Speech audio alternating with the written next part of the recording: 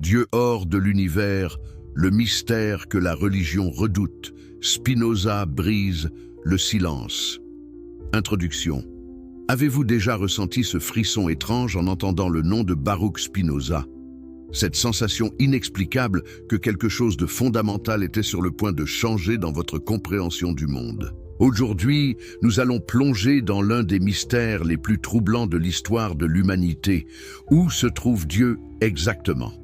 Si vous aimez les histoires inspirantes qui remettent en question tout ce que vous pensiez savoir, n'oubliez pas de vous abonner à la chaîne pour ne manquer aucun moment de cette révélation extraordinaire. D'ailleurs, dites-moi dans les commentaires de quel pays vous regardez cette vidéo et à quelle heure. Je suis curieux de savoir où cette vérité révolutionnaire va voyager aujourd'hui. Et si vous regardez sur votre téléphone portable, n'hésitez pas à faire une petite interaction. Cela aide énormément à faire découvrir ce contenu à plus de personnes qui ont soif de vérité comme vous. Imaginez un instant, et si tout ce qu'on vous a enseigné sur Dieu était fondamentalement faux? Et si la plus grande révolution spirituelle de l'histoire avait été délibérément cachée par ceux qui ont le plus à perdre de sa révélation? Nous sommes sur le point de découvrir pourquoi un philosophe du XVIIe siècle fait encore trembler les fondations des institutions religieuses les plus puissantes du monde. Mais attention, cette vérité n'est pas pour les âmes fragiles. Elle exige du courage, car une fois que vous l'aurez comprise, il n'y aura plus de retour en arrière possible. La naissance d'un révolutionnaire. L'histoire commence le 24 novembre 1632, dans les ruelles étroites du quartier juif d'Amsterdam. Mais cette naissance n'était pas ordinaire, c'était l'arrivée de celui qui allait devenir l'homme le plus dangereux de son époque. Baruch de Spinoza naît dans une famille de marchands juifs portugais, des réfugiés qui avaient fui l'Inquisition espagnole pour trouver refuge dans la relative tolérance des Pays-Bas. Pouvez-vous imaginer grandir dans une communauté marquée par la persécution, où chaque famille porte les cicatrices de la terreur religieuse? Les parents de Spinoza, Michael et Anna Deborah, avaient vécu cette réalité brutale. Ils avaient vu leurs proches brûlés vifs pour leurs croyances, leurs biens confisqués, leur vie détruite par l'intolérance religieuse. Cette expérience familiale de la persécution allait forger chez le jeune Baruch une méfiance profonde envers l'autorité religieuse organisée. Comment faire confiance à des institutions qui prêchent l'amour tout en pratiquant la haine la plus féroce? Le petit Baruch grandit donc dans ce contexte paradoxal. D'un côté, une communauté juive strictement orthodoxe qui avait survécu grâce à la préservation rigide de ses traditions. De l'autre, l'exposition quotidienne aux idées les plus progressistes de l'époque dans l'Amsterdam cosmopolite du siècle d'or hollandais. Dès son plus jeune âge, l'intelligence exceptionnelle de Baruch devient évidente. Il maîtrise l'hébreu, le portugais, l'espagnol et bientôt le latin, la langue de la philosophie et de la science. Mais surtout, il développe cette capacité rare de poser les questions que personne n'ose formuler. À l'école talmudique de la communauté, dirigée par le rabbin Saul Levi Mortera, le jeune Spinoza excelle dans ses études. Il étudie la Torah, le Talmud, la Kabbale et les grands philosophes juifs comme Maïmonide et Ibn Ezra. Mais au lieu d'accepter aveuglément ces enseignements, il commence à les questionner. N'est-ce pas fascinant de penser qu'un adolescent puisse déjà avoir l'audace de remettre en question des millénaires de traditions religieuses? Qu'est-ce qui peut pousser un jeune homme à risquer tout ce qu'il connaît pour la simple recherche de la vérité? Les premières inquiétudes de la communauté commencent à émerger quand Spinoza atteint ses 20 ans. Ces questions deviennent de plus en plus provocantes. Pourquoi les textes sacrés contiennent-ils des contradictions? Comment concilier un Dieu tout-puissant et bon avec l'existence du mal? Les miracles décrits dans la Bible sont-ils réellement arrivés ou ne sont-ils que des métaphores? Mais c'est en découvrant les œuvres de Descartes que la transformation intellectuelle de Spinoza s'accélère dramatiquement. René Descartes avait révolutionné la philosophie en appliquant la méthode mathématique à la compréhension du monde.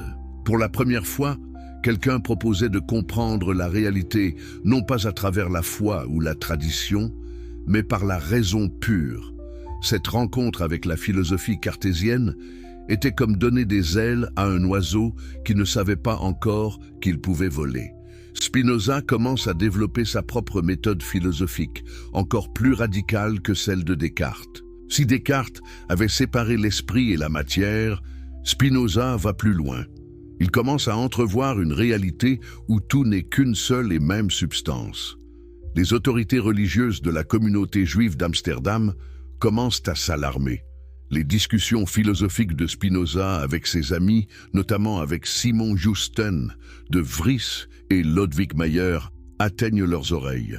On raconte qu'il aurait déclaré que les anges n'étaient que des produits de l'imagination humaine, que les prophètes n'étaient que des hommes particulièrement imaginatifs, et surtout que Dieu n'était pas séparé de la nature.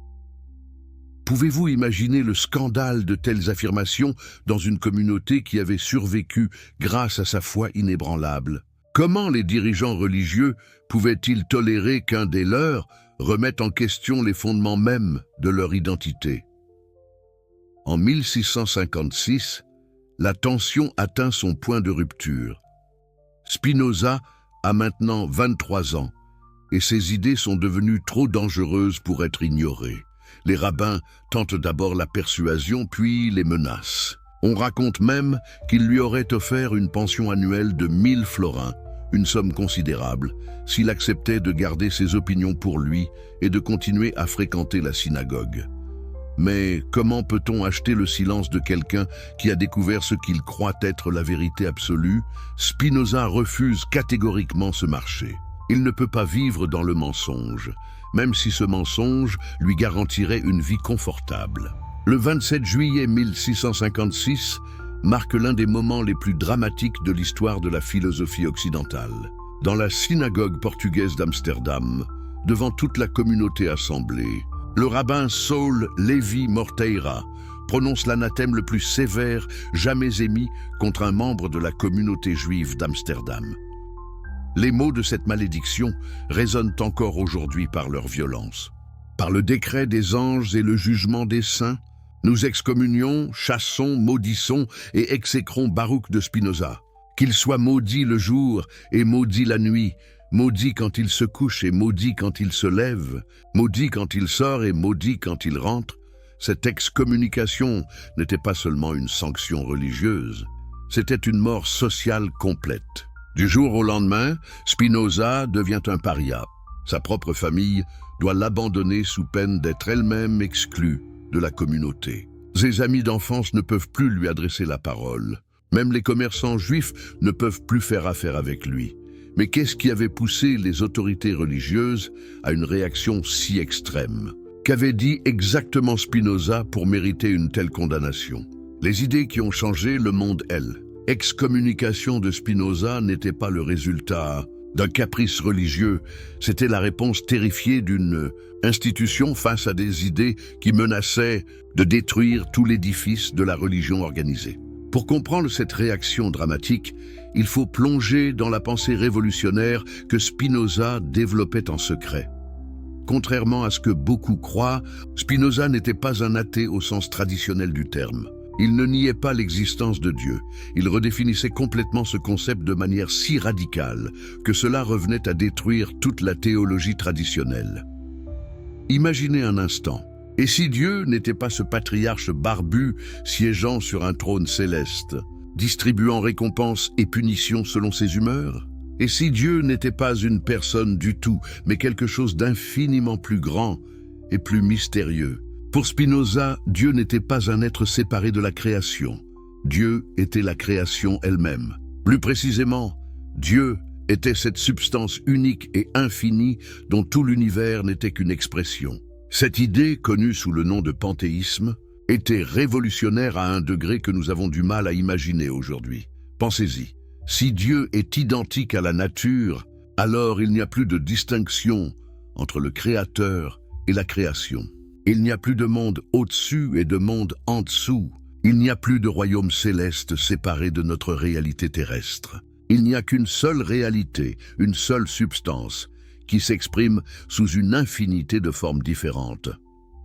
Cette vision détruisait instantanément des concepts fondamentaux de la religion traditionnelle. Plus de Dieu personnel qui écoute nos prières, comment la totalité de l'existence pourrait-elle écouter une de ses propres parties? Plus de miracles, comment les lois naturelles pourraient-elles être suspendues quand elles sont l'expression même de la nature divine?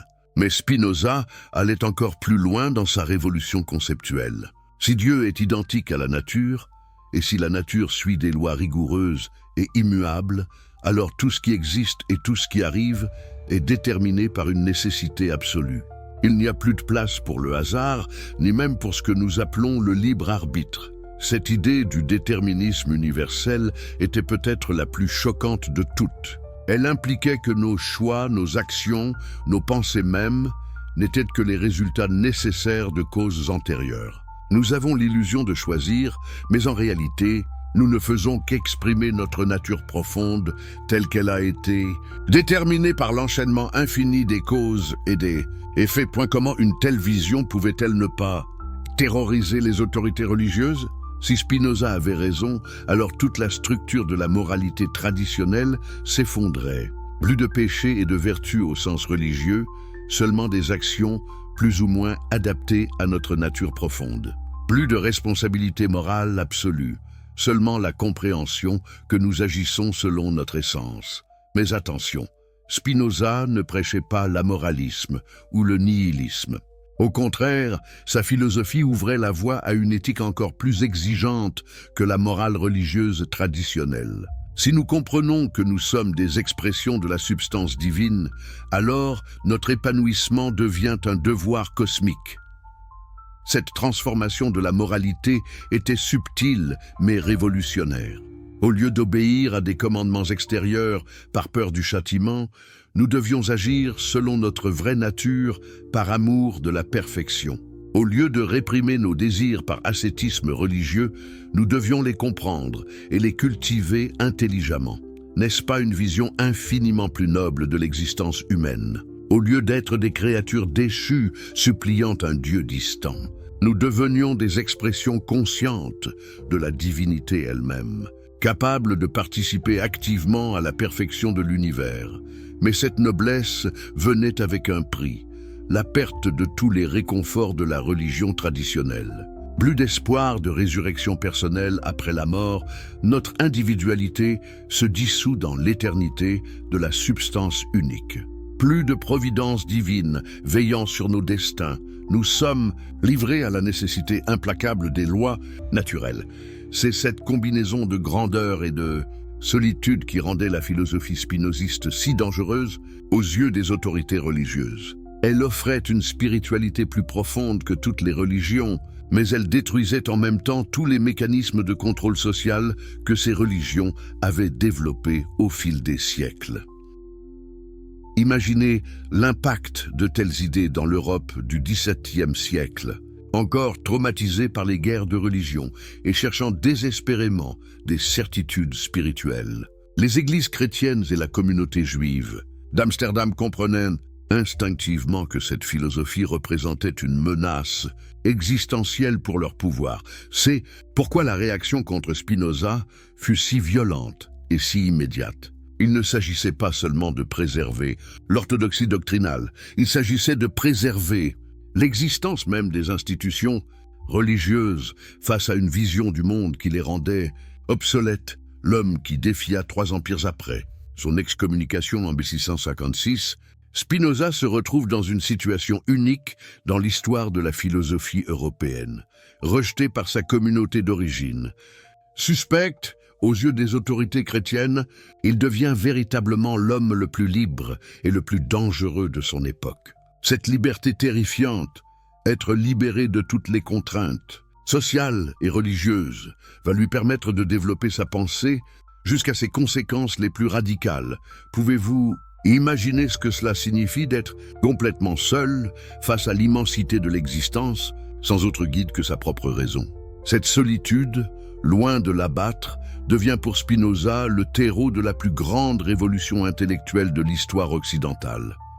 Il s'installe d'abord dans un petit village près d'Amsterdam, puis à Rijnsburg, près de Leyde, où il mène une existence d'une simplicité monastique. Pour survivre, il apprend l'art de polir les lentilles optiques, un métier symbolique pour celui qui allait révolutionner notre façon de voir la réalité.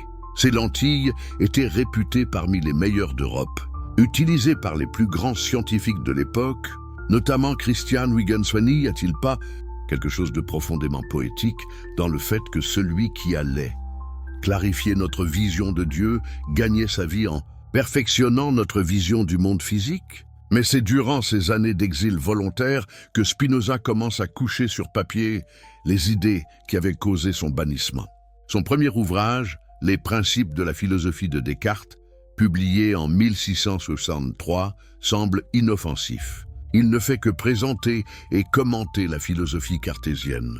Mais les initiés comprennent que cette apparente soumission cache une critique subtile et dévastatrice, où Descartes voyait deux substances séparées, l'esprit et la matière. Spinoza laisse entrevoir l'existence d'une substance unique dont esprit et matière ne seraient que deux aspects différents. Cette intuition géniale va devenir le fondement de tout son système philosophique. Parallèlement à ce travail officiel, Spinoza rédige en secret son œuvre maîtresse, L'éthique démontrée selon l'ordre géométrique. Le titre même de cette œuvre révèle l'ambition révolutionnaire de son auteur. Démontrer l'éthique comme on démontre un théorème de géométrie. Appliquer la rigueur mathématique aux questions les plus profondes de l'existence humaine. Cette méthode géométrique n'était pas un simple artifice stylistique, c'était l'expression de la conviction profonde de Spinoza que l'univers entier, y compris les émotions et les actions humaines, obéissait à des lois aussi rigoureuses que celles qui gouvernent les triangles et les cercles. Mais pourquoi cette œuvre révolutionnaire reste-t-elle secrète pendant des années? Parce que Spinoza comprend que sa publication signifierait probablement sa mort. L'Europe du XVIIe siècle n'était pas tendre avec les hérétiques et les idées contenues dans l'éthique étaient bien plus subversives que tout ce qu'avaient pu écrire les athées traditionnels. En 1670, Spinoza prend néanmoins un risque calculé en publiant anonymement le traité théologico-politique. Cette œuvre, qui se présente comme une analyse critique de la Bible, contient en réalité une révolution complète de notre compréhension de la religion, de la politique et de la nature humaine. L'impact de cette publication est immédiat et dévastateur. Même publié anonymement, le livre est rapidement attribué à Spinoza. Les réactions sont d'une violence inouïe. Le livre est interdit dans la plupart des pays européens. L'Église catholique le place à l'index. Les protestants hollandais demandent l'intervention des autorités civiles. Mais qu'est-ce qui rendait ce livre si dangereux? Spinoza y développait une critique méthodique de la religion révélée qui détruisait tous les fondements de l'autorité religieuse traditionnelle.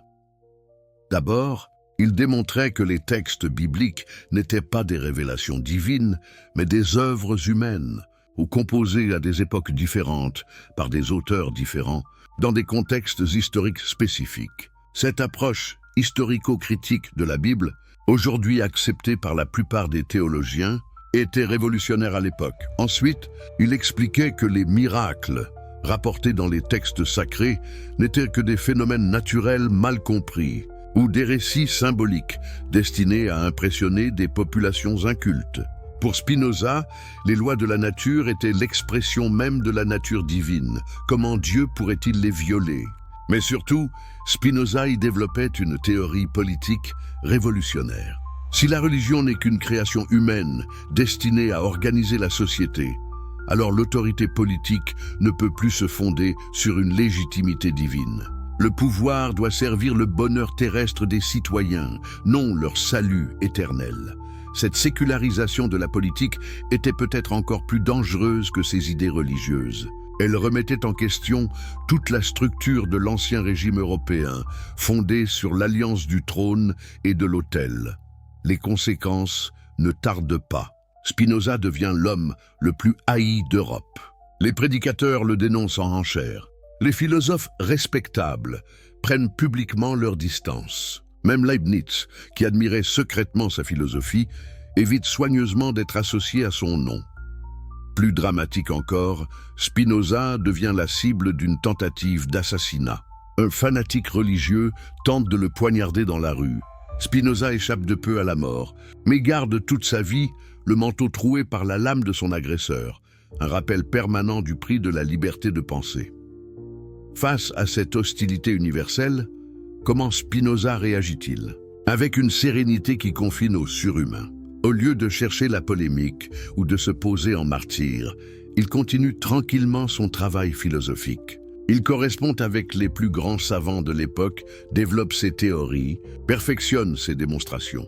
Cette attitude stoïque face à la persécution n'était pas de l'indifférence, c'était l'application pratique de sa philosophie. Si tout est déterminé par la nécessité, alors la haine de ses contemporains était aussi naturelle et inévitable que la pluie ou le vent. L'homme sage ne se révolte pas contre la nécessité, il la comprend et s'y adapte. Mais cette compréhension intellectuelle de la nécessité ne signifiait pas résignation passive. Spinoza continue à écrire, à enseigner, à correspondre avec tous ceux qui cherchent sincèrement la vérité. Il sait que ses idées finiront par triompher, même si ce triomphe doit venir après sa mort. N'est-ce pas là le paradoxe fascinant de Spinoza? Cet homme qui niait le libre arbitre manifestait une liberté d'esprit absolue face aux pressions de son époque. Celui qui enseignait que tout est déterminé montrait une créativité intellectuelle sans limite. Celui qui rejetait l'immortalité personnelle travaillait pour l'éternité. Cette cohérence parfaite entre la doctrine et la vie fait de Spinoza une figure unique dans l'histoire de la philosophie. Contrairement à tant de penseurs qui prêchent une sagesse qu'ils ne pratiquent pas, Spinoza vivait littéralement selon sa philosophie. La révolution cachée pendant que l'Europe entière se déchaîne contre lui, Spinoza continue méthodiquement son travail le plus important, la rédaction et le perfectionnement de son éthique. Cette œuvre, qui ne sera publiée qu'après sa mort en 1677, contient la révolution conceptuelle la plus radicale de l'histoire occidentale. Mais cette révolution est si subtile, si profondément cachée dans un langage technique et des démonstrations géométriques que ses contemporains mettront des décennies à en mesurer toute la portée. Comment expliquer que le livre le plus révolutionnaire de l'histoire ait pu passer pour un simple traité de philosophie scolastique? La réponse tient au génie littéraire de Spinoza, qui a réussi à dissimuler les idées les plus subversives derrière l'apparence la plus respectable. L'éthique se présente comme un traité de géométrie appliqué à la morale. Définitions, axiomes, propositions, démonstrations, corollaires, tout l'appareil de la mathématique euclidienne est mobilisé pour démontrer des vérités sur Dieu, l'homme et la société. À première vue, on pourrait croire à un exercice purement académique, une curiosité intellectuelle sans portée pratique. Mais attention, cette apparente neutralité cache la bombe, la plus explosive jamais posée sous les fondements de la civilisation occidentale. Car derrière ces démonstrations géométriques se dissimule une vision du monde qui détruit radicalement tout ce sur quoi repose notre culture. La révolution commence dès les premières pages avec la redéfinition de Dieu. Pour Spinoza, Dieu n'est pas un être parmi d'autres, même infiniment parfait. Dieu est l'être même, la substance unique dont tout le reste n'est que des modifications passagères. Cette identification de Dieu avec la totalité de l'existence transforme radicalement notre rapport au divin.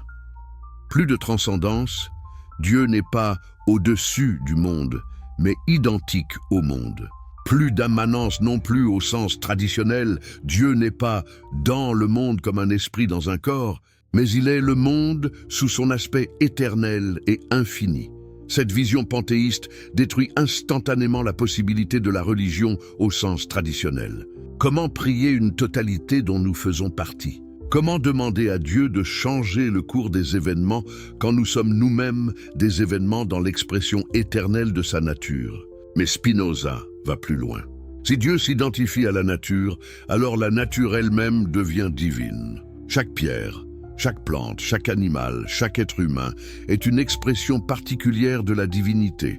Cette sacralisation de la nature anticipe de plusieurs siècles l'écologie moderne et la critique de l'anthropocentrisme.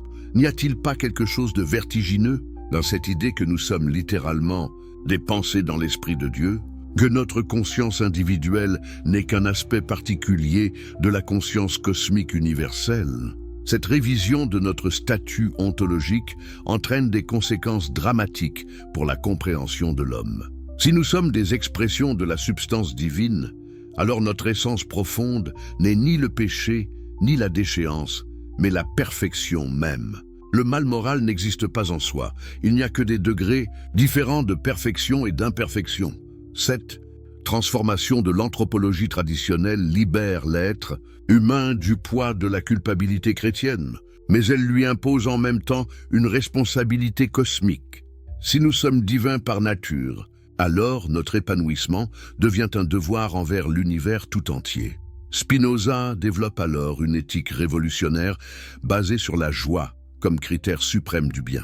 Ce qui augmente notre puissance d'agir et notre capacité de compréhension est bon. Ce qui les diminue est mauvais. Cette éthique de la joie remplace l'éthique du devoir qui dominait la morale occidentale depuis Platon. Mais attention, cette joie spinoziste n'a rien à voir avec le plaisir hédoniste ou la satisfaction égoïste. C'est la joie qui naît de la compréhension de notre vraie nature et de notre union avec la totalité de l'existence. C'est la béatitude de celui qui comprend qu'il participe à la perfection éternelle de l'univers. Cette éthique de la joie implique une révision complète de nos rapports aux émotions. Les passions traditionnellement condamnées par la morale religieuse, l'amour, le désir, même la colère, ne sont ni bonnes ni mauvaises en soi. Elles sont l'expression de notre vitalité, de notre effort pour persévérer dans l'existence. Le problème n'est pas d'éprouver des passions, mais d'en être esclave. L'homme libre, selon Spinoza, n'est pas celui qui réprime ses désirs, mais celui qui les comprend si bien qu'il peut les orienter vers ce qui augmente réellement sa puissance et sa joie. Cette psychologie révolutionnaire anticipait de 3 siècles les découvertes de la psychanalyse moderne. Spinoza avait compris que nos émotions ne sont pas des perturbations irrationnelles de l'âme, mais des expressions intelligibles de notre rapport au monde, susceptibles d'être analysées et transformées par la connaissance. Mais la révolution la plus profonde de l'éthique concerne peut-être notre rapport à la mort et à l'éternité. Spinoza démontre que l'âme humaine, en tant qu'idée du corps, partage l'éternité de toutes les idées vraies. Nous ne survivons pas à la mort comme des individus séparés, mais nous participons dès maintenant à l'éternité par tout ce qu'il y a d'éternel dans nos pensées et nos actions. Cette conception de l'éternité détruit l'espoir traditionnel de l'immortalité personnelle, mais elle lui substitue quelque chose de plus grand, la participation consciente à l'éternité de la vérité. Nous ne vivons pas pour l'éternité, nous vivons dans l'éternité, ici et maintenant. À chaque fois que nous comprenons une vérité éternelle, n'est-ce pas une consolation plus noble que tous les paradis promis par les religions? Au lieu d'espérer une récompense future hypothétique, nous pouvons goûter dès maintenant à la béatitude de la compréhension vraie. Cette philosophie de l'éternité présente transforme radicalement notre rapport au temps et à l'histoire. Si l'éternel est accessible dans le temporel, alors chaque instant peut devenir une porte d'entrée vers l'absolu. La vie quotidienne la plus humble peut devenir un chemin vers la sainteté, comprise comme participation consciente à la perfection divine. Voilà pourquoi l'éthique de Spinoza reste aujourd'hui encore l'œuvre la plus révolutionnaire jamais écrite. Elle ne se contente pas de critiquer la religion ou la morale traditionnelle, elle propose une spiritualité alternative, plus exigeante et plus libératrice que toutes les religions historiques. Dites-moi dans les commentaires, cette vision révolutionnaire de Spinoza vous inspire-t-elle ou vous effraie-t-elle?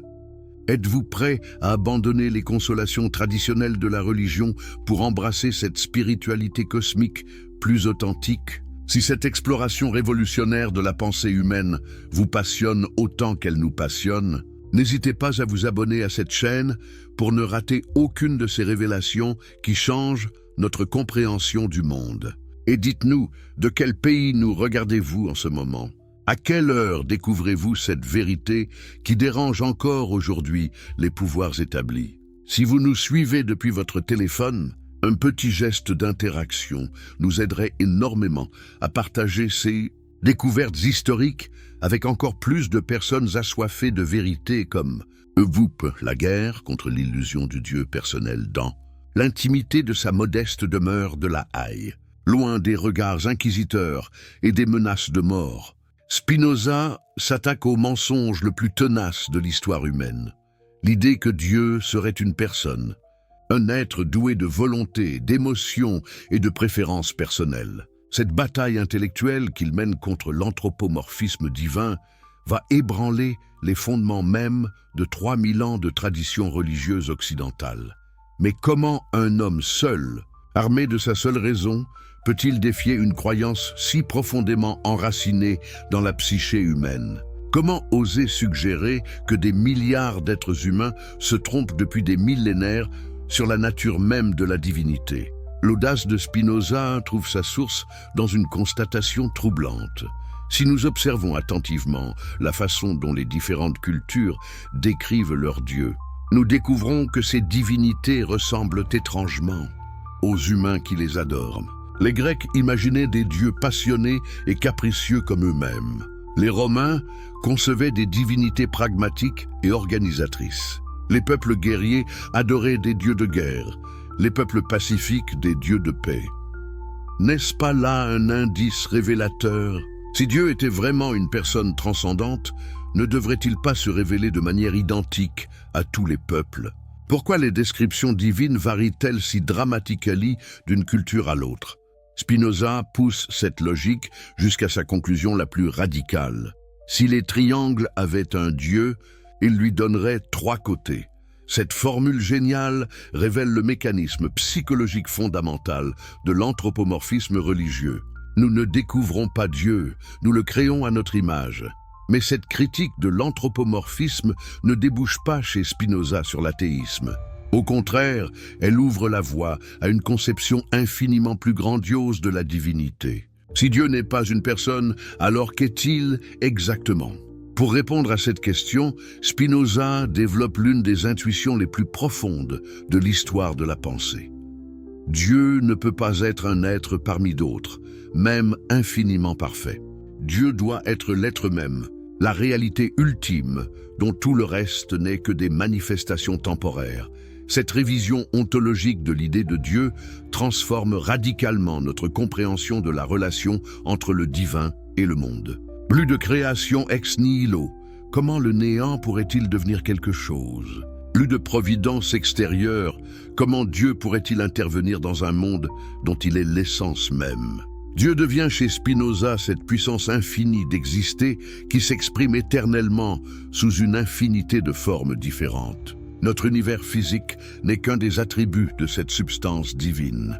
Il existe une infinité d'autres mondes que nous ne pouvons même pas concevoir.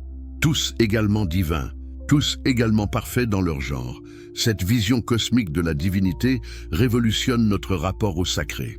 Plus de lieux saints particuliers, tout lieu est également saint puisque tout exprime la même essence divine. Plus de moments privilégiés de communication avec Dieu, chaque instant manifeste également la présence divine. Plus de personnes élues, tous les êtres participent également à la perfection divine, mais cette égalité métaphysique ne signifie pas uniformité. Chaque être exprime la nature divine selon sa capacité propre. Un grain de sable exprime la divinité à sa manière, un être humain à la sienne, une étoile à la sienne. Cette diversité infinie dans l'unité absolue constitue la beauté même de l'existence. Pouvez-vous imaginer l'impact psychologique d'une telle révision? Découvrir que nous ne sommes pas des créatures séparées d'un Dieu lointain, mais des expressions conscientes de la divinité elle-même. Cette révélation libère l'être humain de l'humilité malsaine qui caractérise la piété traditionnelle. Mais elle lui impose en même temps une responsabilité cosmique vertigineuse. Si nous sommes divins par nature, alors notre épanouissement personnel devient littéralement un devoir envers l'univers. Chaque fois que nous réalisons notre potentiel, nous permettons à Dieu de s'exprimer plus parfaitement à travers nous. Chaque fois que nous nous diminuons par ignorance ou par vice, nous appauvrissons l'expression divine dans notre région de l'être. Cette éthique cosmique dépasse infiniment en exigence toutes les morales religieuses traditionnelles. Il ne s'agit plus seulement d'obéir à des commandements extérieurs pour mériter une récompense future, mais de réaliser notre essence divine pour contribuer à la perfection éternelle de l'univers. Mais comment cette divinisation de l'homme s'articule-t-elle avec l'expérience quotidienne de nos limitations et de nos échecs? Spinoza répond par l'une de ses intuitions les plus profondes: nous ne sommes pas immédiatement divins. Nous le devenons dans la mesure où nous comprenons notre vraie nature. Cette progressive divinisation par la connaissance transforme l'existence humaine en un chemin initiatique permanent. Chaque vérité comprise nous rapproche de notre essence divine. Chaque illusion dissipée nous libère des chaînes de l'ignorance. Chaque passion maîtrisée par la compréhension nous rend plus semblables à Dieu. N'est-ce pas là une spiritualité infiniment plus noble et plus exigeante que toutes les religions historiques? Au lieu d'espérer une salvation extérieure, nous devenons les artisans de notre propre divinisation. Au lieu de supplier un Dieu capricieux, nous réalisons progressivement notre identité profonde avec l'absolu. Cette révolution spirituelle explique pourquoi les autorités religieuses de l'époque réagirent avec une telle violence contre Spinoza. Ils ne se contentaient pas de critiquer leur doctrine, ils proposaient une alternative qui rendait leurs institutions obsolètes. Pourquoi avoir besoin de prêtres, de temples, de sacrements, si chaque être humain peut accéder directement à sa propre divinité par la connaissance et la contemplation? La guerre que Spinoza mène contre le Dieu personnel n'était donc pas une guerre contre la spiritualité, mais une guerre pour une spiritualité plus authentique. En détruisant l'idole du Dieu anthropomorphe, il libérait la place pour l'expérience directe de notre participation à l'infini. Cette libération spirituelle s'accompagnait nécessairement d'une libération psychologique. Si Dieu n'est pas une personne capable de colère ou de jalousie, alors la peur qui constitue le ressort secret de tant de religiosité disparaît. Plus de crainte du châtiment divin, plus d'angoisse du jugement dernier, plus de culpabilité métaphysique. Cette libération de la peur religieuse ouvre la voie à une relation joyeuse avec l'existence. Au lieu de vivre dans la terreur d'un Dieu juge, nous pouvons nous épanouir dans la conscience de notre participation à la perfection divine. Cette joie ontologique devient le critère suprême de l'éthique spinoziste. Mais attention, cette joie n'a rien à voir avec l'euphorie superficielle ou le bonheur naïf. C'est la joie profonde qui naît de la compréhension de notre vraie place dans l'ordre cosmique. C'est la béatitude de celui qui découvre que sa petite existence individuelle participe à l'aventure infinie de l'être. L'effondrement des consolations divines au cœur de l'hiver 1675, tandis que les canaux de la Haye se couvrent de glace et que l'Europe entière frissonne sous un froid inhabituel, Spinoza achève la rédaction des parties les plus révolutionnaires de son Éthique. Dans le silence de sa chambre modestement chauffée, il s'attaque systématiquement à toutes les consolations que les religions offrent à l'humanité souffrante. Cette destruction méthodique des espoirs traditionnels constitue peut-être l'aspect le plus troublant de sa philosophie. Car enfin, si Spinoza a raison, que reste-t-il des promesses qui ont soutenu l'humanité pendant des millénaires? Que devient l'espoir de la résurrection, de la justice divine, de la providence paternelle? Comment vivre quand on a compris que ces béquilles spirituelles ne sont que des illusions consolatrices? L'attaque de Spinoza contre les miracles constitue le premier assaut de cette guerre contre les consolations religieuses. Dans un univers où Dieu s'identifie aux lois naturelles, les miracles deviennent non seulement impossibles, mais conceptuellement absurdes. Comment Dieu pourrait-il violer ses propres lois? Comment la nature pourrait-elle agir contre sa propre essence?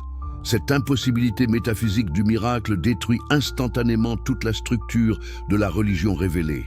Plus d'intervention divine dans l'histoire humaine, plus de signes extraordinaires manifestant la volonté céleste, plus de prodiges confirmant la foi des croyants. L'univers devient un système clos, régi par des lois immuables, où rien n'arrive, qui ne soit déjà inscrit dans l'ordre éternel des choses. Mais cette fermeture de l'univers sur lui-même ne signifie pas appauvrissement du réel. Au contraire, elle révèle une richesse infinie cachée dans l'ordre naturel. Chaque phénomène, même le plus humble, exprime la puissance divine avec la même perfection qu'un prétendu miracle. La chute d'une feuille manifeste l'essence divine aussi parfaitement que la résurrection d'un mort. N'y a-t-il pas quelque chose de profondément libérateur dans cette découverte? Au lieu de chercher Dieu dans l'extraordinaire, nous pouvons le contempler dans l'ordinaire. Au lieu d'attendre des interventions surnaturelles, nous pouvons admirer la beauté infinie des processus naturels. Cette naturalisation du divin transforme radicalement notre rapport à la science. Loin d'être une menace pour la spiritualité, la connaissance scientifique devient le chemin privilégié vers la contemplation divine. Chaque loi découverte révèle un aspect de la sagesse éternelle. Chaque phénomène expliqué nous rapproche de la compréhension de l'ordre cosmique. Spinoza anticipe ainsi de 3 siècles l'émerveillement scientifique moderne. Comme Einstein le comprendra plus tard, l'univers décrit par la science n'est pas un mécanisme aveugle, mais une symphonie d'une complexité et d'une beauté infinie. Cette beauté mathématique de l'univers constitue la véritable révélation divine. Mais l'abolition des miracles entraîne des conséquences psychologiques dramatiques. Si Dieu n'intervient jamais dans le cours des événements, alors nous sommes seuls face aux épreuves de l'existence. Plus d'espoir de secours surnaturel dans la maladie, plus d'attente d'intervention divine dans l'injustice, plus de consolation dans l'idée que nos souffrances ont un sens transcendant. Cette solitude métaphysique constitue peut-être l'épreuve la plus difficile de la spiritualité spinoziste. Comment accepter que nos douleurs ne soient que des phénomènes naturels sans signification particulière? Comment supporter l'idée que personne, dans l'immensité cosmique, ne s'intéresse spécialement à notre sort? Spinoza répond à cette angoisse existentielle par l'une de ses intuitions les plus profondes. Si nous ne pouvons pas attendre de consolation extérieure, nous pouvons trouver en nous-mêmes des ressources infinies de résistance et de joie. La connaissance de notre vraie nature nous révèle que nous sommes infiniment plus forts et plus nobles que nous ne l'imaginions. Cette découverte de notre force intérieure transforme radicalement notre rapport à la souffrance. Au lieu de subir passivement les épreuves en espérant une compensation future, nous pouvons les affronter activement en comprenant leurs causes et en mobilisant toutes nos ressources pour les surmonter ou les transcender. L'abolition de la providence divine entraîne des conséquences encore plus vertigineuses. Si Dieu ne veille pas sur nos destinées individuelles, si aucune justice transcendante ne rétablit l'équilibre entre le bonheur et la vertu, alors nous devons créer nous-mêmes le sens et la valeur de notre existence. Cette responsabilité totale de l'être humain face à son destin effraie autant qu'elle libère. Plus d'excuses pour notre lâcheté, nous ne pouvons plus attendre que Dieu fasse à notre place ce que nous refusons de faire. Plus de consolation. Dans l'injustice, nous devons établir nous-mêmes l'ordre et l'équité dans le monde. Mais cette terrible responsabilité s'accompagne d'une liberté tout aussi terrible. Si aucune providence ne dirige nos vies, alors nous sommes les véritables créateurs de notre existence. Chaque choix, chaque action, chaque pensée participe à l'invention permanente de ce que nous sommes. N'est-ce pas là une dignité infiniment supérieure à celle du croyant traditionnel? Au lieu d'être les marionnettes d'un Dieu capricieux, nous devenons les co-auteurs conscients de l'aventure cosmique. Notre liberté n'est plus l'illusion du libre arbitre, mais la participation créatrice à l'expression éternelle de la nature. Cette créativité ontologique révolutionne la compréhension de l'éthique.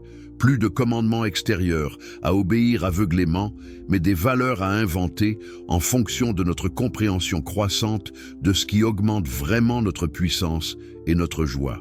Plus de culpabilité métaphysique, mais la responsabilité exaltante de créer du sens dans un univers qui n'en possède pas par avance.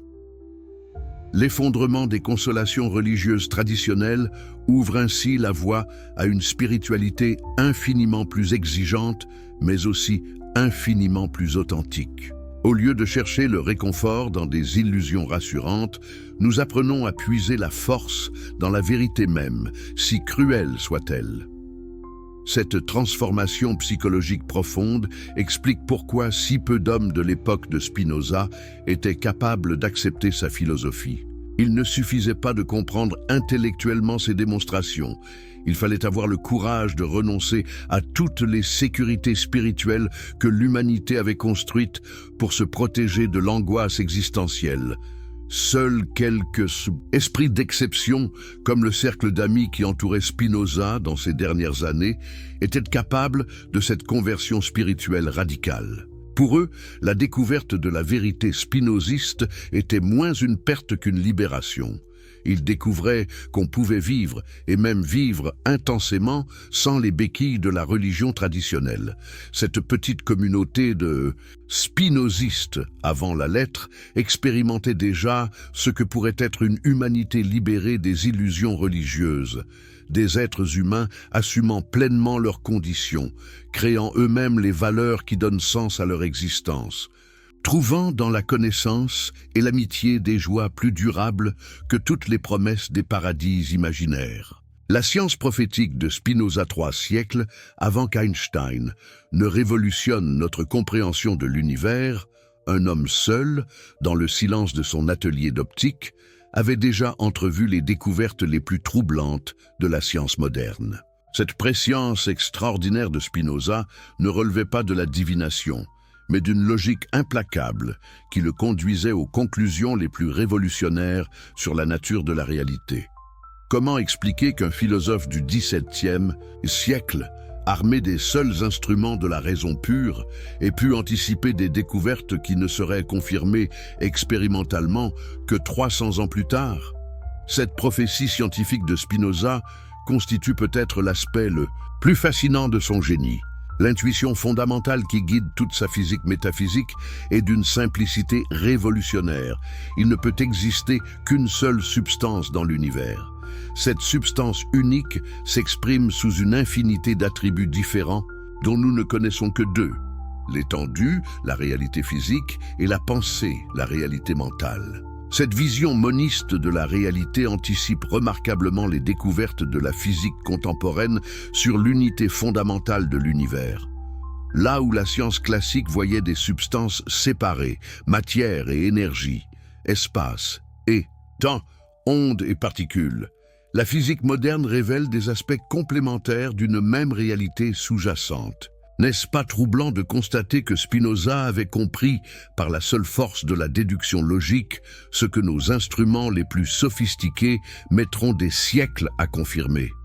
Cette convergence entre la métaphysique spinoziste et la science contemporaine suggère que la raison pure peut parfois devancer l'observation empirique dans la découverte de la vérité.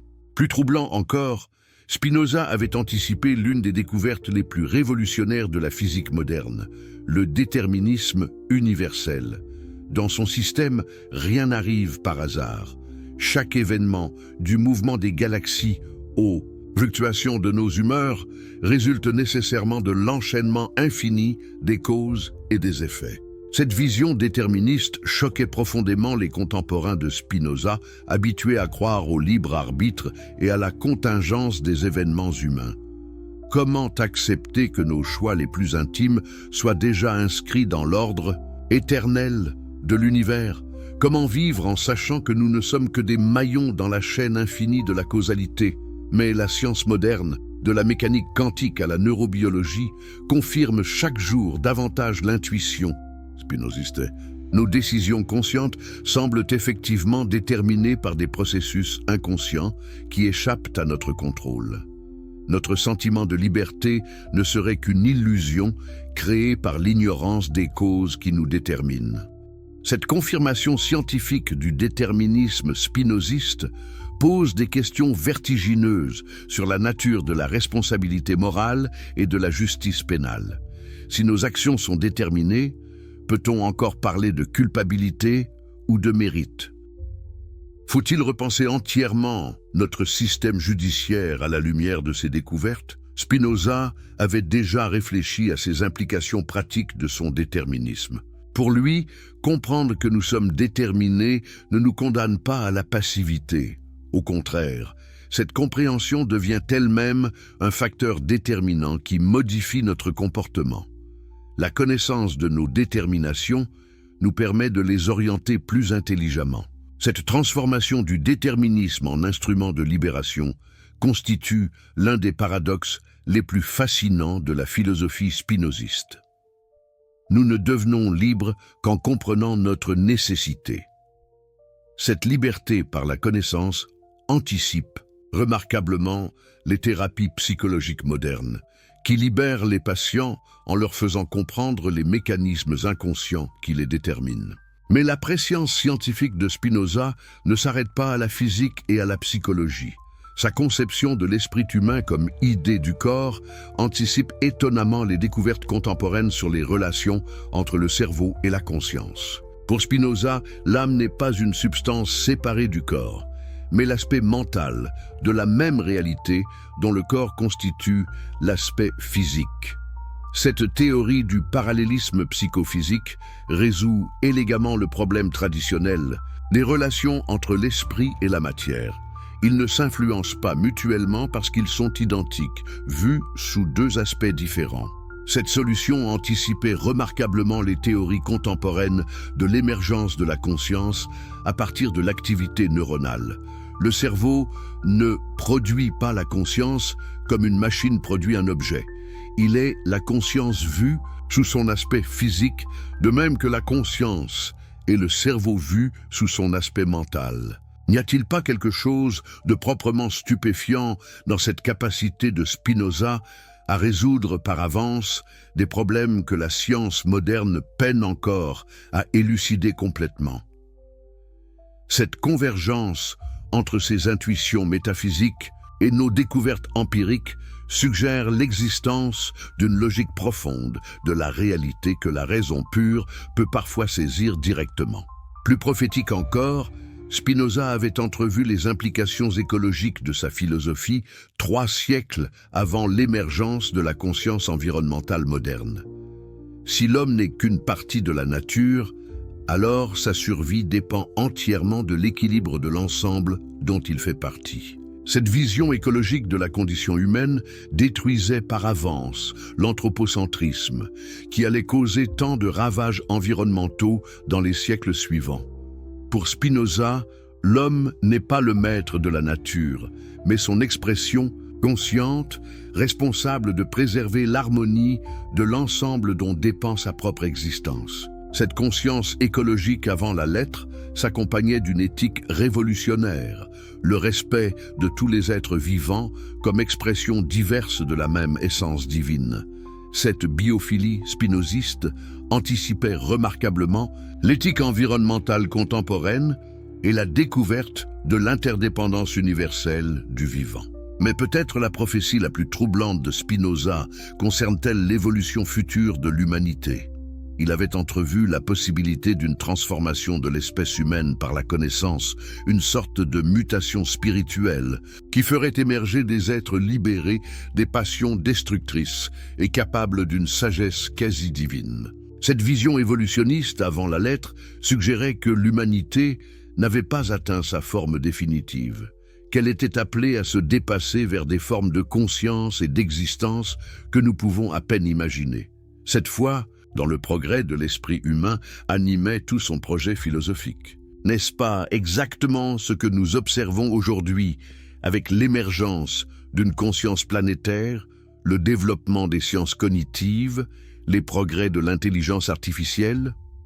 L'humanité semble effectivement en voie de transformation vers des formes de conscience plus complexes et plus unifiées. Cette convergence troublante entre les prophéties de Spinoza et l'évolution contemporaine de l'humanité pose une question vertigineuse.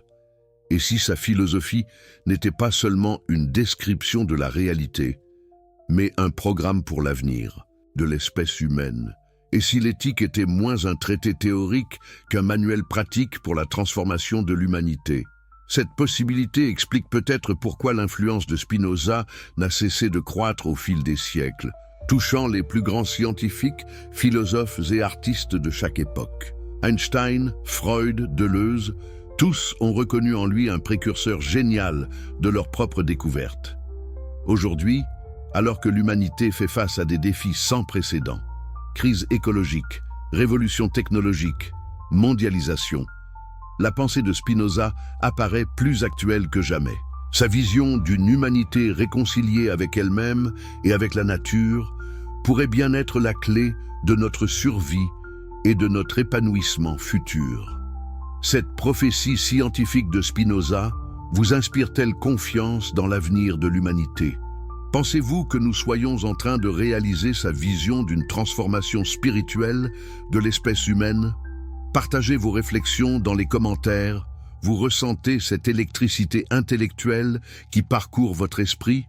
Quand vous découvrez des vérités qui changent tout, si ces révélations historiques vous fascinent autant que nous, abonnez-vous maintenant à cette chaîne pour ne manquer aucune de ces découvertes qui bouleversent notre vision du monde. Avant de plonger dans la suite de cette histoire extraordinaire, j'aimerais savoir depuis quel coin du monde nous rejoignez-vous aujourd'hui? Et à quelle heure vivez-vous cette révélation? L'universalité de ces idées qui transcendent les frontières et les époques me fascine toujours. Si vous nous suivez depuis votre smartphone, un petit geste d'interaction nous permettrait de toucher encore plus d'esprits curieux comme le vôtre. Cela fait vraiment la différence pour partager ces vérités essentielles. L'art de vivre sans, illusion divine. Le 21 février 1677, dans sa modeste chambre de La Haye, Baruch de Spinoza s'éteint à l'âge de 44 ans, emportant avec lui le secret d'une vie vécue selon des principes révolutionnaires. Mais cette mort prématurée, loin de clore son influence, marque le début de la propagation souterraine de la plus dangereuse des philosophies, l'art de vivre pleinement humain dans un univers dépourvu de providence divine. Car comment vivre quand on a compris que personne ne veille sur nous? Comment trouver le bonheur quand on sait que nos souffrances n'ont aucun sens transcendant? Comment construire une existence digne quand on a renoncé à tous les réconforts de la religion? Ces questions terrifiantes, Spinoza ne les a pas seulement posées, il les a vécues, incarnant dans sa propre existence la possibilité d'une sagesse purement humaine. L'art de vivre, selon Spinoza, commence par un acte de courage intellectuel sans précédent. Regarder la réalité en face, sans aucun voile consolateur. Cette lucidité absolue constitue la première étape de la libération spirituelle. Tant que nous nous berçons d'illusions sur Dieu, sur nous-mêmes, sur le sens de l'existence, nous restons esclaves de nos peurs et de nos espoirs chimériques. Mais cette lucidité impitoyable ne débouche pas sur le désespoir. Au contraire, elle ouvre la voie à une joie plus authentique que tous les bonheurs artificiels de la religion. Quand nous cessons d'attendre un salut extérieur, nous découvrons les ressources infinies que nous portons en nous-mêmes. Cette découverte de notre puissance intrinsèque transforme radicalement notre rapport à l'existence. N'est-ce pas étonnant de constater que les hommes les plus lucides sur la condition humaine sont souvent aussi les plus joyeux? Spinoza lui-même, malgré l'hostilité universelle qu'il subissait, rayonnait d'une sérénité qui impressionnait tous ceux qui l'approchaient. D'où venait cette paix profonde chez un homme qui avait renoncé à toutes les consolations traditionnelles? La réponse se trouve dans la découverte fondamentale de Spinoza. Nous ne sommes pas des accidents cosmiques perdus dans un univers indifférent, mais des expressions conscientes de la puissance infinie d'exister. Cette reconnaissance de notre essence divine, non pas au sens religieux traditionnel, mais au sens métaphysique le plus rigoureux, transforme complètement notre sentiment d'identité. Dès lors, la question n'est plus de savoir si notre existence a un sens. Elle en a un, et ce sens, c'est nous qui le créons par la qualité de notre compréhension et de notre action. Nous ne sommes plus des spectateurs passifs attendant que quelqu'un donne une signification à notre vie, mais les créateurs actifs de cette signification. Cette créativité existentielle révolutionne l'approche de tous les problèmes humains. Face à la souffrance, au lieu de la subir en espérant une compensation future, nous cherchons à la comprendre et à la transformer. Face à l'injustice, au lieu d'attendre une justice divine, nous nous efforçons d'établir nous-mêmes plus d'équité dans le monde. Cette transformation de la passivité résignée en action créatrice caractérise tous les domaines de l'existence, selon Spinoza. Dans l'amour, au lieu d'attendre d'être aimé, nous apprenons à aimer activement, augmentant ainsi notre propre puissance de joie. Dans le travail, au lieu de subir la nécessité économique, nous cherchons à exprimer notre créativité à travers nos activités productives.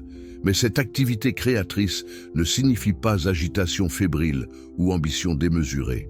L'homme libre, selon Spinoza, agit avec cette sérénité profonde qui vient de la compréhension de sa place véritable dans l'ordre cosmique. Il sait qu'il ne peut pas tout, mais il fait pleinement ce qu'il peut, sans regret ni amertume. Cette sagesse pratique se manifeste particulièrement dans la gestion des émotions. Au lieu de réprimer ses passions selon la morale traditionnelle, ou de s'y abandonner selon la philosophie hédoniste, l'homme spinoziste apprend à les comprendre et à les transformer par la connaissance de leur cause. Prenons l'exemple de la colère. Pour la morale religieuse, c'est un péché à réprimer. Pour l'hédonisme, c'est une émotion à exprimer librement. Pour Spinoza, c'est un signal qui indique que notre puissance d'agir est contrariée. En comprenant les causes de cette contrariété, nous pouvons soit les supprimer, soit transformer notre colère en action constructive. Cette psychologie révolutionnaire anticipe remarquablement les découvertes contemporaines sur l'intelligence émotionnelle. Nos émotions ne sont pas des perturbations irrationnelles, mais des informations précieuses sur notre rapport au monde. Apprendre à les décoder et à les utiliser constructivement constitue un aspect essentiel de la sagesse humaine. N'est-ce pas libérateur de découvrir que nous pouvons être les maîtres de notre vie intérieure, que nous ne sommes pas condamnés à subir nos humeurs et nos impulsions, mais que nous pouvons les comprendre et les orienter? Cette maîtrise de soi par la connaissance constitue peut-être l'aspect le plus pratique de la philosophie spinoziste. Mais cette transformation personnelle ne s'arrête pas à l'individu, elle rayonne nécessairement vers la communauté. L'homme qui a compris sa vraie nature ne peut plus vivre dans l'indifférence envers ses semblables. Il découvre que son épanouissement personnel est inséparable de l'épanouissement de tous ceux qui l'entourent. Cette solidarité ontologique fonde une éthique sociale révolutionnaire. Non plus la charité condescendante du croyant qui fait l'aumône pour sauver son âme, mais la collaboration active d'être conscient de leur interdépendance fondamentale. Nous ne pouvons être pleinement heureux que dans une société où tous peuvent s'épanouir. Cette vision sociale de Spinoza anticipait remarquablement les idéaux démocratiques modernes. Une société vraiment libre ne peut être fondée que sur la reconnaissance de l'égale dignité de tous ses membres. Cette égalité ne vient pas de décrets extérieurs, mais de la compréhension que tous les êtres humains participent également à l'essence divine. L'art de vivre, selon Spinoza, transforme donc radicalement notre rapport à la politique. Au lieu de subir passivement les décisions des gouvernants en espérant que Dieu arrangera tout dans l'au-delà, nous prenons part activement à la construction d'une société plus juste et plus sage.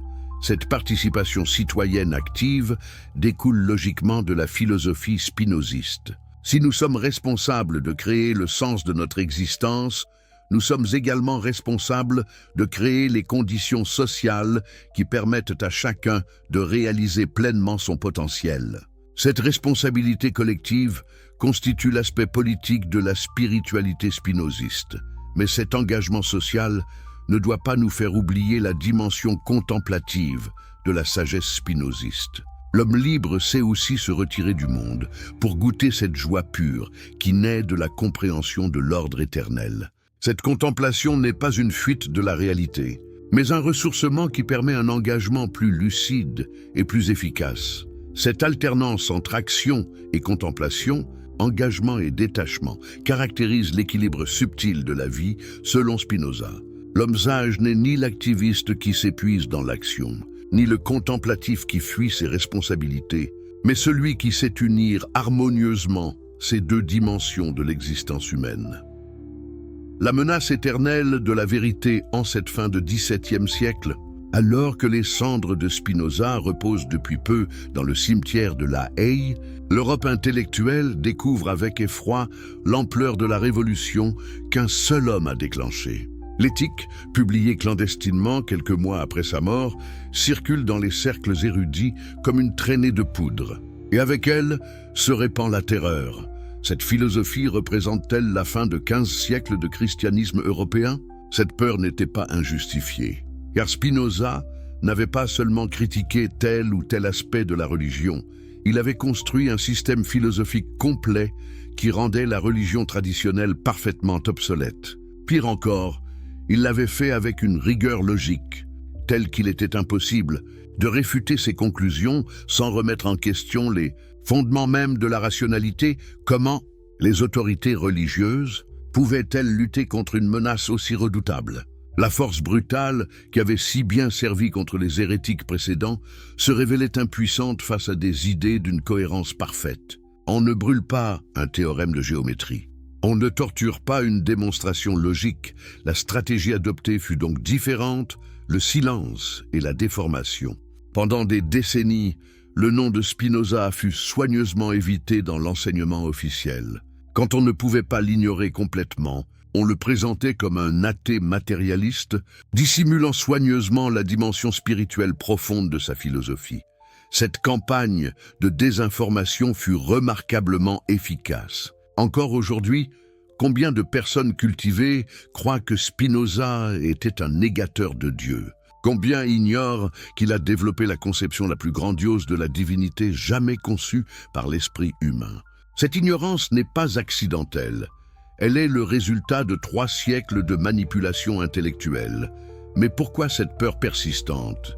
Pourquoi, plus de 300 ans après sa mort, Spinoza continue-t-il à déranger les gardiens de l'orthodoxie religieuse? N'aurait-il pas dû s'habituer depuis le temps à ces idées révolutionnaires? La réponse tient à la nature même de la révolution spinoziste.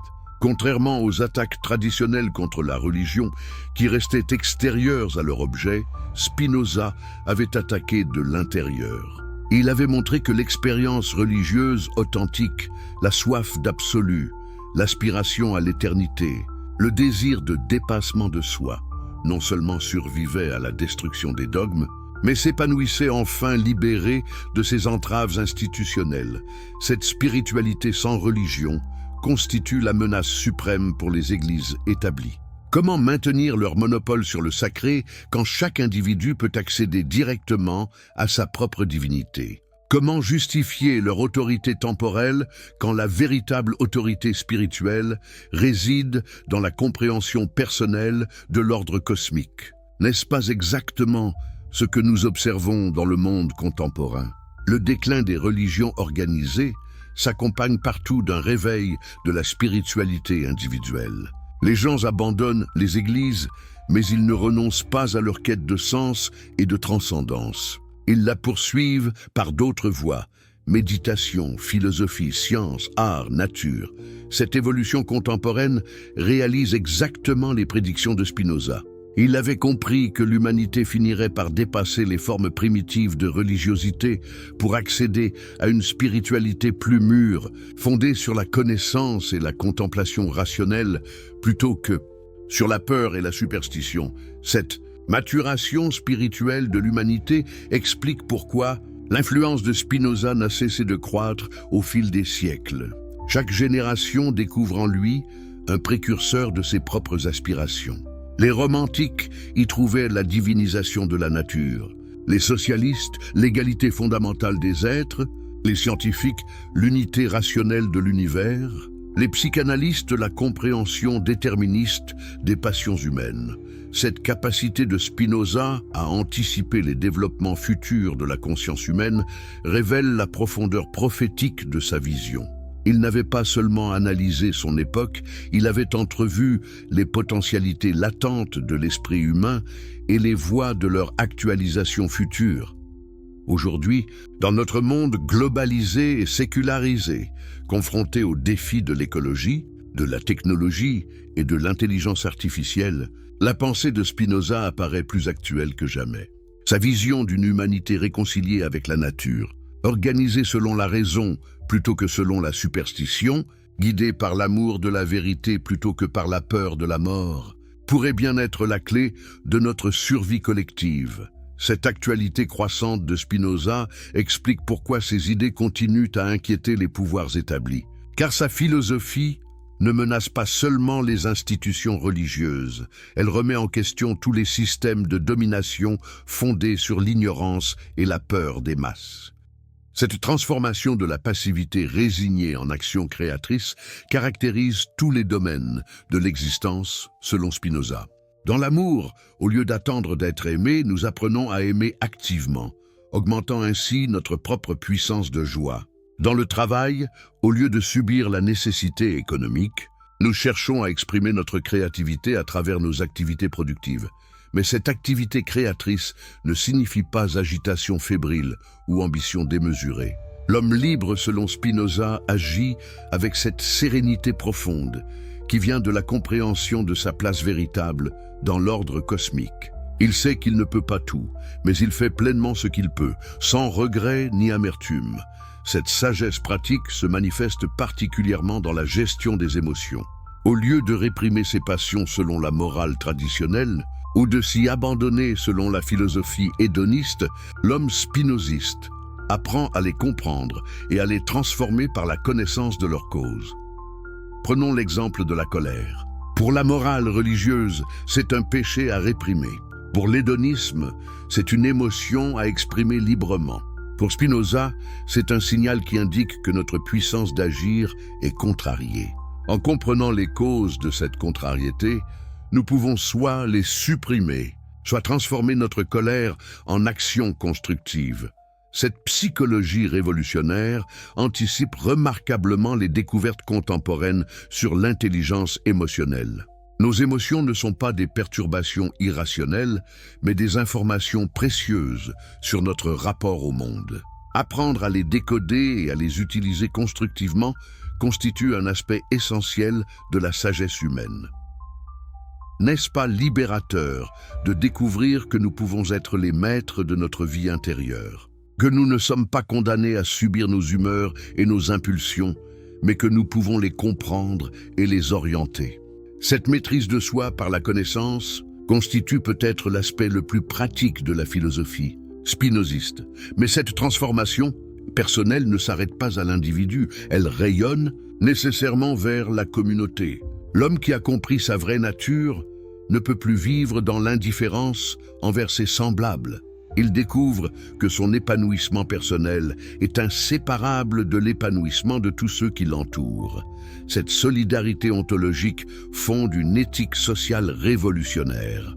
Non plus la charité condescendante du croyant qui fait l'aumône pour sauver son âme, mais la collaboration active d'être conscient de leur interdépendance fondamentale. Nous ne pouvons être pleinement heureux que dans une société où tous peuvent s'épanouir. Cette vision sociale de Spinoza anticipait remarquablement les idéaux démocratiques modernes. Une société vraiment libre ne peut être fondée que sur la reconnaissance de l'égale dignité de tous ses membres. Cette égalité ne vient pas de décrets extérieurs, mais de la compréhension que tous les êtres humains participent également à l'essence divine. L'art de vivre, selon Spinoza, transforme donc radicalement notre rapport à la politique. Au lieu de subir passivement les décisions des gouvernants en espérant que Dieu arrangera tout dans l'au-delà, nous prenons part activement à la construction d'une société plus juste et plus sage. Cette participation citoyenne active découle logiquement de la philosophie spinoziste.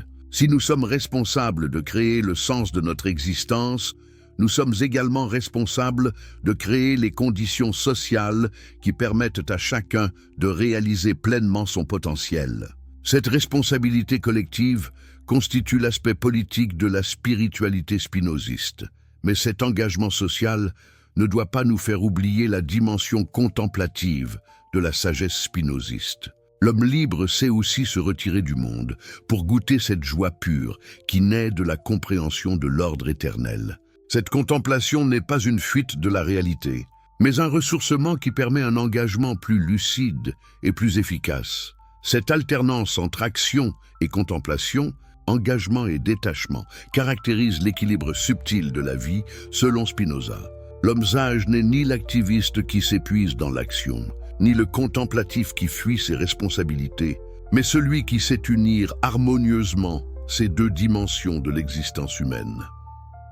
La menace éternelle de la vérité en cette fin de XVIIe siècle, alors que les cendres de Spinoza reposent depuis peu dans le cimetière de La Haye, l'Europe intellectuelle découvre avec effroi l'ampleur de la révolution qu'un seul homme a déclenchée. L'éthique, publiée clandestinement quelques mois après sa mort, circule dans les cercles érudits comme une traînée de poudre. Et avec elle se répand la terreur. Cette philosophie représente-t-elle la fin de 15 siècles de christianisme européen? Cette peur n'était pas injustifiée, car Spinoza n'avait pas seulement critiqué tel ou tel aspect de la religion, il avait construit un système philosophique complet qui rendait la religion traditionnelle parfaitement obsolète. Pire encore, il l'avait fait avec une rigueur logique, telle qu'il était impossible de réfuter ses conclusions sans remettre en question les fondements même de la rationalité. Comment les autorités religieuses pouvaient-elles lutter contre une menace aussi redoutable? La force brutale, qui avait si bien servi contre les hérétiques précédents, se révélait impuissante face à des idées d'une cohérence parfaite.